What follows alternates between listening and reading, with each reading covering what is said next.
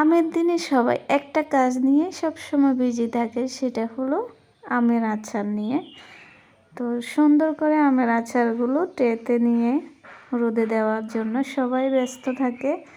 এই আচারগুলো এখনও শুকায় নাই, আর এই দুটি আচার খুব সুন্দরভাবে শুকিয়ে গিয়েছে, আর একটু শুকালেই হয়ে যাবে।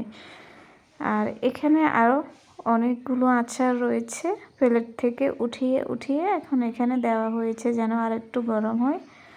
আর এগুলো হলো কালকে দিয়েছি, আজকে এখনও শুকায় নাই, আরও কয়েকদিন সময় লাগবে।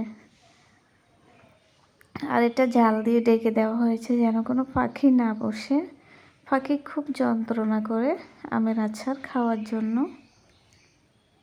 আসসালামু আলাইকুম, সবাই কেমন আছেন? আশা করি সবাই ভালো আছেন। আলহামদুলিল্লাহ, আমিও ভালো আছি।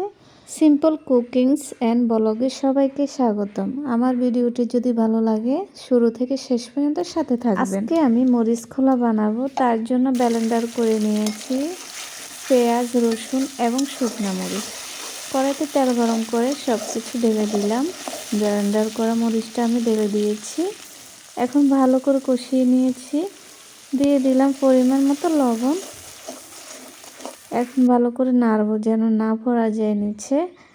আর এখানে সামান্য হলুদ দিব, হলুদটা দিয়ে দিলাম। এখন কিছুক্ষণ নেড়ে ছেড়ে ভালোভাবে কষাতে হবে।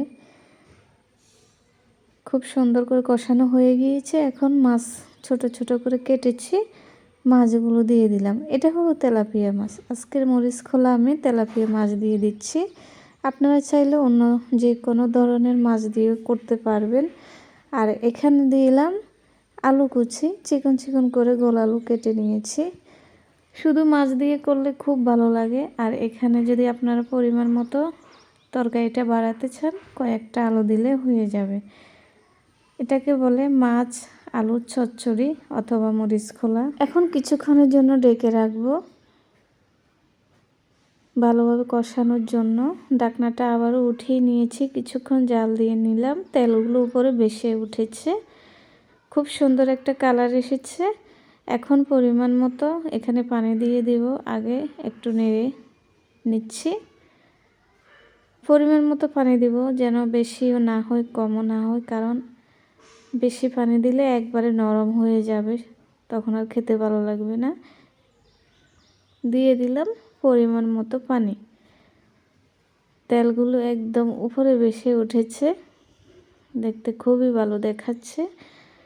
আর বাটা মরিচের মরিচ খোলা খেতে খুবই ভালো লাগে, দেখতেও খুব সুন্দর হয়। এখন ঢেকে দিব, কিছুক্ষণের জন্য জাল দিচ্ছি। ঢাকনাটা আবারও উঠিয়ে নিয়েছি। রেডি হয়ে গেল আজকে মাছ আলুর মরিচ খোলা। খুবই সুন্দর ঘ্রাণ বাহির হচ্ছে। এখন এটাকে আমি নামিয়ে নেব, মাখা মাখা নামাবো, একবারে শুকাবো না, কারণ আলু তরকারি জল সহ নামালে জলটা টেনে নেয়। আর এখানে এগুলো হলো আলু পাতা, এগুলো হলো মিষ্টি আলুর পাতা। এই পাতাটা খেতে খুবই ভালো লাগে, আমার ভীষণ প্রিয়, আমার ভীষণ ভালো লাগে। তাই জন্য আমি আজকে গাছ থেকে এগুলো নিয়ে এসেছি। আর এগুলো রান্না করব কাঁঠালের বিচি দিয়ে। নতুন কাঁঠালের বিচি আমাদের গাছে। শাকগুলোকে সুন্দর করে কেটে নিচ্ছি, আর এদিকে কাঁঠালের বিচিগুলো আমি কেটে নেব। এখন কাটাকুটি শেষ। এখন সুন্দর করে শাকগুলো পানিতে বারবার করে ধুয়ে নেব, যেন কোনো বালু না থাকে। শাক ভালো করে ধোয়া না হলে শাকে বালু লাগে, তখন আর খেতে মন চায় না, খাওয়াই হয় না। তার জন্য আমি 3 থেকে 4 বার শাকটাকে বালতিতে ফেলে অনেক পানি দিয়ে ধুয়ে নিয়েছি।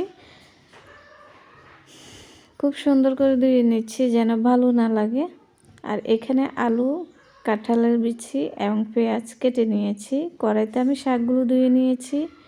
এখন সব কিছু দিয়ে দিলাম, আলু, কাঁঠালের বিচি এবং পেঁয়াজ কুচি সব কিছু শাকের উপর দিয়ে দিলাম। এখানে শুটকি দিয়েছি, এগুলো হলো বাটা শুটকি। পরিমাণ মতো লবণ, পরিমাণ মতো হলুদ। হলুদটা কম ব্যবহার করব, তরকারিতে হলুদ যত কম দেওয়া যায়। গুঁড়ো মরিচ দিয়ে দিলাম, আরও দিয়ে দিলাম তেল। আজকে রসুন কুচি দিয়েছি এই তরকারিতে, বাটা রসুন দিই নাই। সব কিছু দেওয়া শেষ, এখন ঢেকে রাখবো। ঢেকে এখন চুলায় বসিয়ে দিব। ভালো করে জাল দিতে হবে। তরকারিটা ভাপ চলে এসেছে খুব সুন্দরভাবে। এখন ভালো করে আমি নেড়ে ছেড়ে সব কিছু মিশিয়ে নেব। খুব সুন্দর একটা কালার এসেছে।